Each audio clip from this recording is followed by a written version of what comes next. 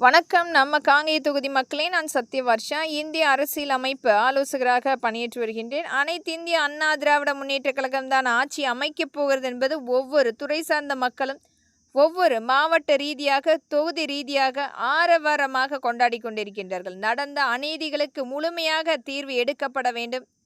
மக்களுக்கு இன்றைக்கு இருக்கின்ற பிரச்சனைகளுக்குரிய அனைத்து தீர்வுமே முழுமையாக மாற்றி அமைக்கக்கூடிய ஆட்சி அமைப்பு அனைத்து இந்திய அண்ணா திராவிட முன்னேற்ற கழகம்தான். ஒரு அதிகபட்சமான இன்றைக்கு இருக்கின்ற 12 லட்சம் கோடி கடன் சுமை ஒவ்வொரு மக்களுடைய தலையிலுமே ஒரு மிகப்பெரிய அளவில் மாத தவணை முறையாக மாற்றியுள்ளது.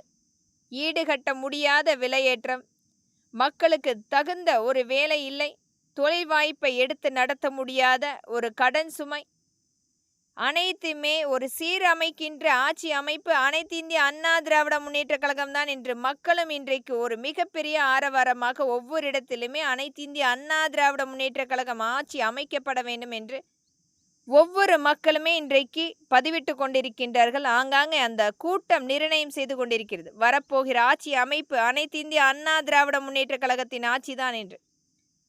என்றைக்குமே அனைத்து இந்திய அண்ணா திராவிட முன்னேற்ற கழகம் கொடுக்கின்ற வாக்குறுதிகளை மக்களிடத்தில் கொண்டு வந்து முழுமையாக சேர்த்திருக்கிறது.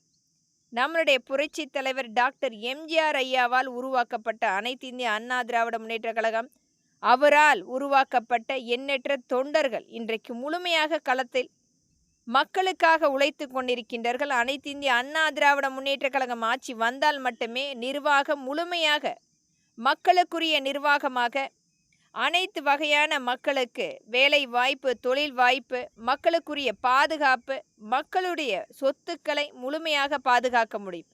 ஒவ்வொரு இடத்திலுமே இந்த திராவிட முன்னேற்ற கழகம் மாவட்ட ரீதியாக, தொகுதி ரீதியாக மக்களுடைய உடைமைகளை கைப்பற்றி கொண்டிருக்கின்றது, தொழிற்சாலைகளை அபகரித்து கொண்டிருக்கிறது.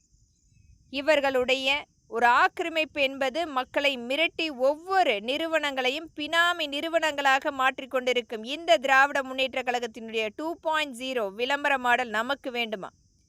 விளம்பரத்துக்கு மேல் விளம்பரம் செய்து ஒரு நடிகர்களைப் போல ஒரு மிகப்பெரிய அளவில் வேடம் தரித்து ஒவ்வொரு விளம்பரமாக மக்களிடத்தில் கொண்டு வந்து வெறும் போஸ்டர்களாக மட்டுமே 5 ஆண்டுகளில் நாம் பார்த்தது.